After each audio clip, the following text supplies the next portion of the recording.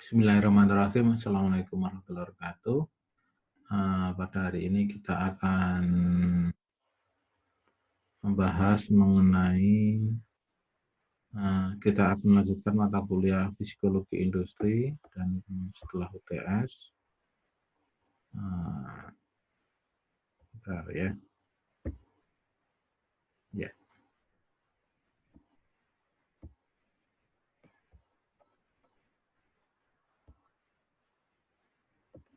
Ya. Kita akan membahas mengenai stres kerja. Ini berarti perkuliahan pertama setelah UTS dan kita lanjutkan masih model online dan metode saya adalah menggunakan sarana Zoom, kemudian saya rekam, kemudian akan saya bagikan melalui WA. Nanti setelah itu jika ada pertanyaan atau diskusi dipersilahkan nanti pada jam kuliah. Tahap pertama ini kan dimulai harusnya jam 9.40 ya. Jam 9.40 nanti mulai jam 9.30 dilakukan absen dan terakhir ditutup absennya jam 10. Kemudian melihat video jam 10.30, kemudian ada proses tanya jawab 10.30 sampai jam 12. Nah, mungkin ada pertanyaan yang belum saya terjawab dan temannya juga boleh menjawab sebagai bentuk diskusi agar terjadi kontak beberapa arah. Soal dan jawabnya nanti bisa menggunakan voice atau diketik.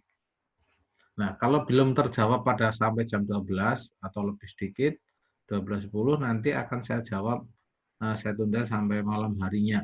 Karena kadang saya ada aktivitas atau mungkin juga karena saya kebetulan ada kuliah selanjutnya, jadi nanti terhenti seperti itu.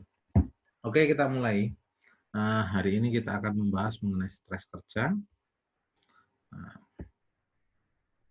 Tentunya orang ketika kita mengalami proses kehidupan tidak terlepas dengan namanya stres. Ya. Bagaimana kita mendapatkan stres? Ya. Menurut Helmi, ada 3 komponen tentang stres kerja tersebut. Yang pertama adalah adanya kekuatan lingkungan yang menimbulkan stres atau tekanan yang disebut dengan stresor. Kemudian karena adanya respon balik atau suatu reaksi terhadap tekanan tersebut dan karena adanya proses, yaitu interaksi antara stresor dan responnya. Nah, jadi stres sendiri merupakan interaksi antara 3 komponen tersebut dalam melakukan transaksi tekanan lingkungan kerja dengan karakteristik individu.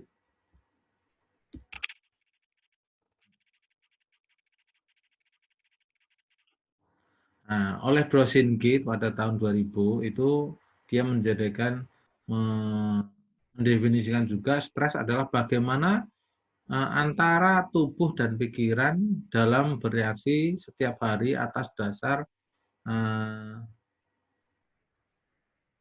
suatu perintah, atas karena adanya suatu perintah. Atau dalam ini disebut dengan demand atau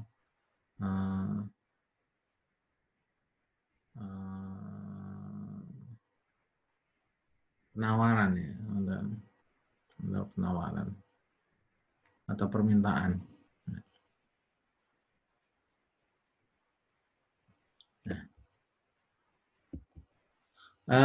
Dalam suatu model ini nanti ada kaitannya dengan penelitian-penelitian yang berbasis stres kerja. Ketika kita bicara mengenai pengalaman stres itu tergantung dari faktor sumber, yaitu yang di sebelah kiri ini, potensial sumbernya, kemudian sebelah kanan adalah konsekuensinya. Atau konsekuensi itu kalau dalam variabel penelitian adalah variabel tergantung. Ini variabel tergantung ini atau dependent variable dan ini independennya. Potensial sumber yang menyebabkan stres itu terbagi dalam 3 faktor besar.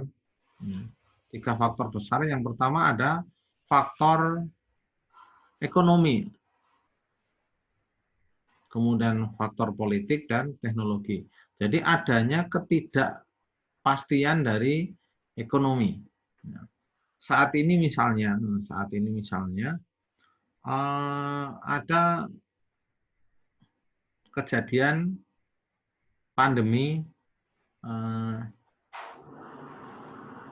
corona, di mana hampir semua orang itu kena dampak, hanya ada yang kena dampak secara langsung dalam artian dia langsung menerima akibatnya.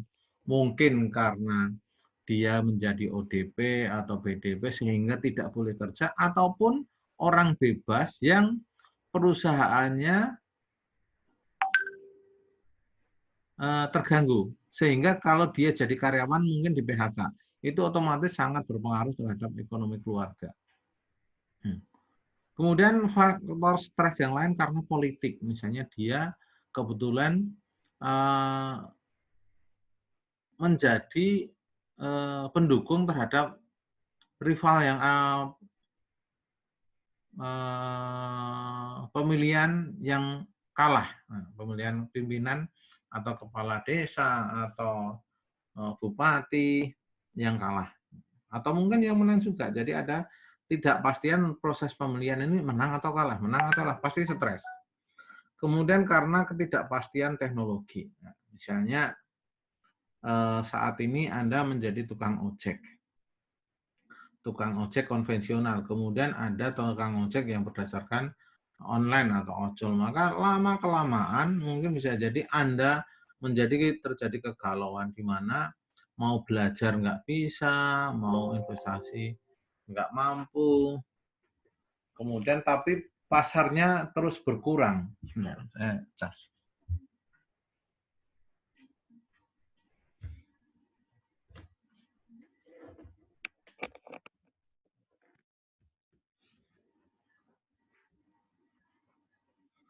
Oke, kita lanjutkan. Kemudian faktor sumber yang lain adalah karena adanya faktor organisasi.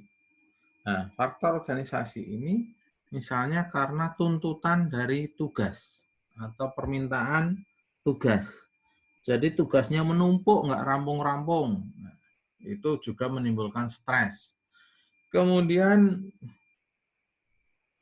karena ada permintaan menjadi peran tertentu, misalnya Anda diminta untuk mendekati seseorang karena suatu permasalahan, misalnya di perusahaan tersebut ada konflik sosial dengan masyarakat.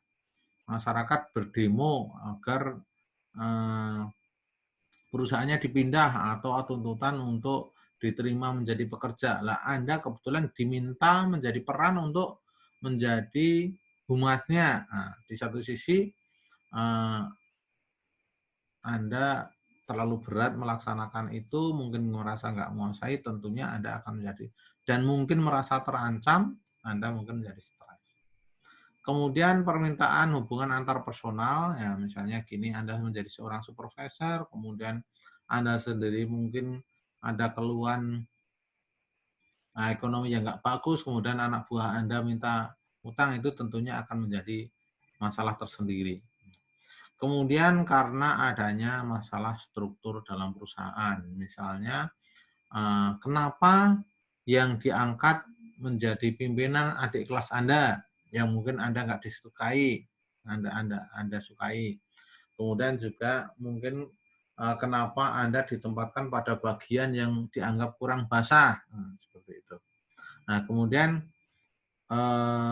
kepemimpinan dalam perusahaan. Nah, mungkin Anda tidak cocok dengan cara kepemimpinan atasan Anda, yang mungkin merasa kurang adil, merasa semena-mena, atau performanya kurang bagus. Kemudian yang terakhir dalam organizational factor adalah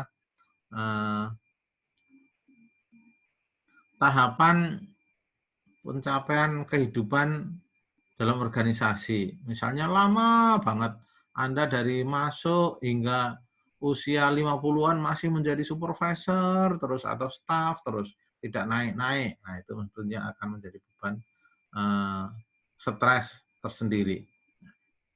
Kemudian ada faktor ketiga yang namanya individual faktor atau faktor individual. Itu bisa jadi karena permasalahan dalam keluarga. Misalnya anaknya tidak diterima di perguruan tinggi negeri, atau anaknya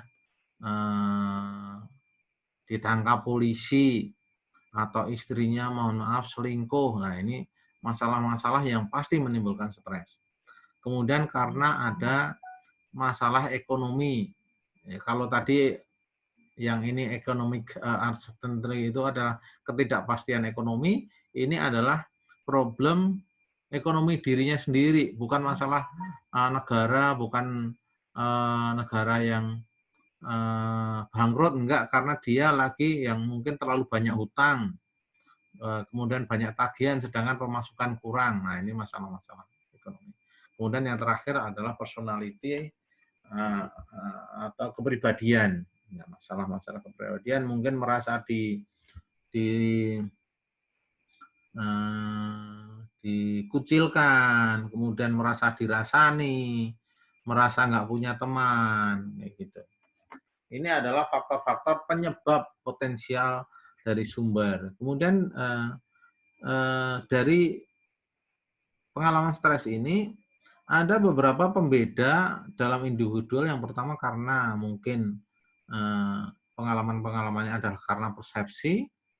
Kemudian yang kedua adalah karena pengalaman kerja. Jadi seseorang yang mungkin pengalaman kerjanya lebih panjang itu menghadapi situasi lebih tenang, nggak terlalu stres. Tapi bagi seseorang yang baru mungkin gampang stres. Kemudian sosial support-nya, daya dorong sosialnya kurang. Kemudian kepercayaan pada locus of control-nya kurang, self-efficacy atau kepercayaan diri untuk mencapai sesuatunya kurang, dan keramah tamahannya. Ya. Ini adalah pengalaman-pengalaman stres. Kemudian yang mengakibatkan apa? Konsekuensinya, ada 3 konsekuensi dalam hal ini yang pertama adalah konsekuensi atau berupa physiological symptom atau gejala-gejala psikologi. Yang pertama mungkin orang stres itu biasanya kadang muncul sakit kepala atau headache. Kemudian muncul darah tinggi, istilahnya gampang marah.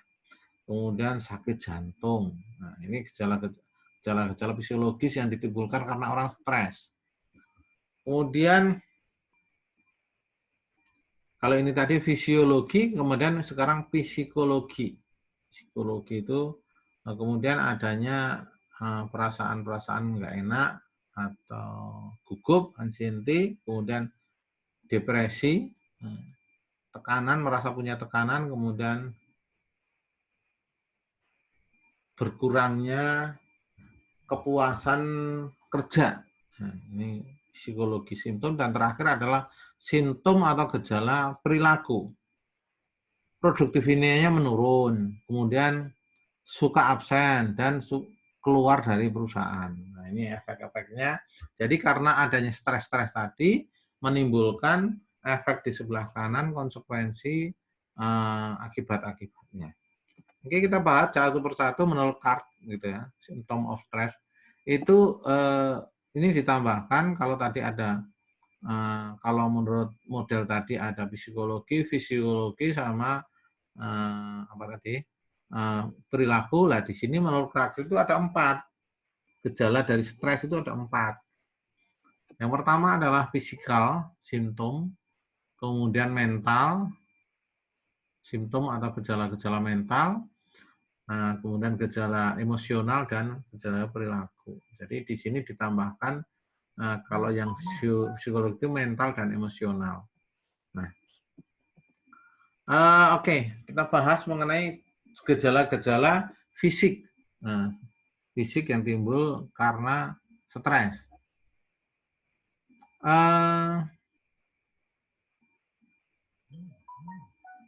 Yang pertama, itu munculnya perubahan pola tidur, artinya menjadi susah tidur atau gampang tidur. Biasanya jam 9 sudah ngantuk tidur lah, ini karena stres jadi jam 2 belum tidur. Nah, mikirkan hal-hal yang menjadi beban pikirannya. Kemudian adanya kelelahan, merasa capek, pegal-pegal semua, fatigue. Ya. Nah, itu juga merasa nggak ada semangat. Kemudian adanya perubahan pencernaan, misalnya jadi mencret, nah, sakit perut. Itu juga bisa menyebabkan stres, karena mungkin asam lambungnya naik. Kemudian adanya kehilangan nafsu seksual. Nah, hubungan yang punya suami istri mungkin kan nggak selera, nggak semangat. Kemudian yang keempat, kelima itu adalah sakit kepala, kemudian pegal dan linu, sakit, berges, kemudian munculnya infeksi-infeksi, kemudian pencernaan, pusing, bisa pingsan, keringat dingin dan gemetar, kemudian kesemutan tangan dan kaki, atau ada perasaan geli, diitik-itik gitu ya. Kemudian terengah-engah, breathlessness ya. Kemudian menggigil dan denyut jantungnya berkurang. Ini adalah gejala fisik yang ditimbulkan karena stres. Kemudian gejala mental yang timbul itu kurangnya konsentrasi, jadi orang stres itu gampang konsentrasi. Nah, kadang orang yang merokok itu punya alasan untuk menghindari stres dengan merokok untuk meningkatkan konsentrasi kembali, lepas, lepus. Gitu. Kemudian kehilangan daya ingat atau memori, kemudian susah untuk membuat keputusan, jadi akan membuat keputusan itu terus ngerambiang kemana lagi, jadi nggak ada putusnya. Artinya kalaupun dibuat keputusan kadang tidak taktis. Kemudian juga bingung, confusion, dan kemudian kehilangan orientasi atau disorientasi. Nah, disorientasi ya, perasaannya mau ke Purwokerto ternyata malah sampai Aji Barang bingung pulang lagi karena nggak tahu kemana. Kemudian adanya serangan panik misalnya, ini biasanya ibu-ibu gitu, ada kabar sesuatu, wah ternyata misalnya seorang orang tua kabar anaknya kecelakaan. Nah, itu biasanya terus panik. Itu biasanya makanya penipu-penipu itu memanfaatkan situasi seperti itu. Ya. Jadi dikabari situasi anaknya kecelakaan, kemudian minta transfer uang misalnya gitu, itu akan menyebabkan kemanikan. Kemudian gejala perilaku, gejala perilaku.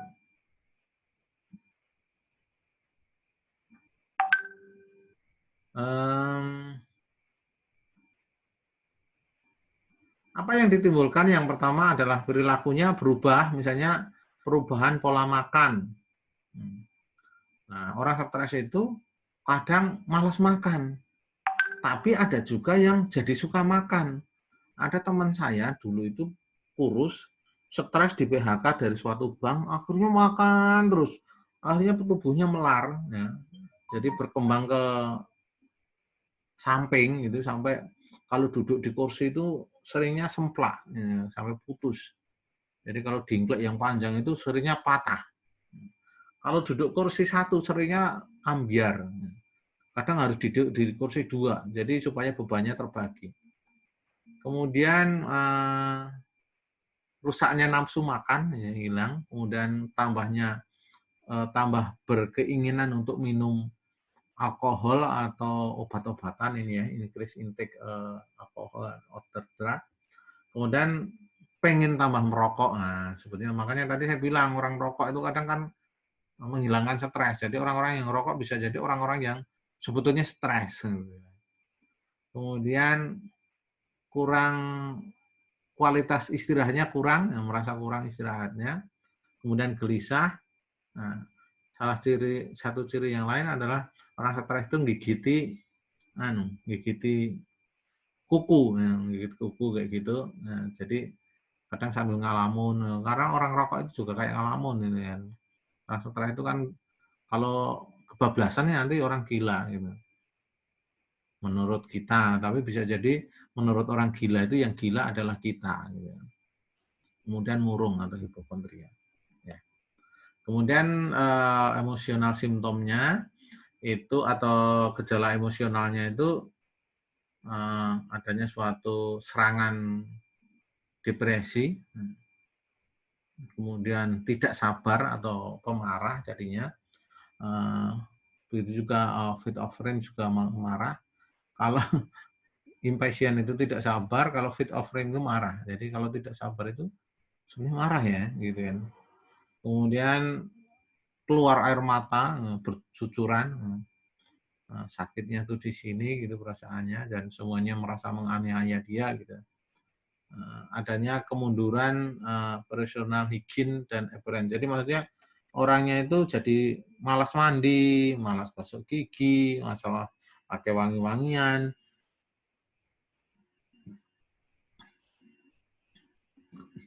Dan nampak kusut lah kayak gitu kan. Nampak kuyul, kusut, dan tidak seger. Ya, namanya kurang sehat. Itu adalah gejala-gejala emosi. Nah, stres itu kadang bisa dihubungkan dengan penyakit. Walaupun stres itu bukan sama dengan suatu penyakit kesehatan. Ya, misalnya karena bisul gitu kan. Oh, maaf, bukan karena bisul, misalnya panuen atau apa gitu, enggak, nah, itu sakit. Tuh. Tapi yang jelas kalau orang stres itu gampang sakit. Nah, makanya jarang stres. Makanya dalam masa-masa sekarang itu, ketika Anda work from home, ya, terus lockdown, itu harus jaga diri. Hindari pikiran-pikiran buruk. Ini nikmati aja kesenangan gitu ya. Boleh silahkan membuat permainan-permainan, yang suka ngelukis-lukis gitu kan. Yang suka hidroponik, bikin aja hidroponik. Selalu senang gitu ya. Selalu senang. Jangan terpaksa. Ini ada hubungannya dengan kayak penyakit-penyakit apa sih? Orang stres itu kardiovaskular atau jantung, kemudian menurunnya sistem imunitas gitu. Makanya kalau mbak-mbak sering saya katakan atau ibu-ibu itu supaya nggak stres, nggak gampang sakit itu sering harus megang uang gitu ya. Sering megang uang banyak biar nanti nggak stres. Sering shopping gitu ya. Kemudian karena adanya muncul asma, diabetes, kemudian tadi digestive disorder atau kerusakan nafsu makan, pencernaan. Kemudian munculnya bisul, adanya penyakit kulit, sakit kepala, migrain, kemudian sindrom premenstruasi dan depresi. Kemudian bagaimana cara mengurangi stres? Ya, ini pada video berikutnya ini saya stop dulu supaya nanti tidak kepanjangan. Oke.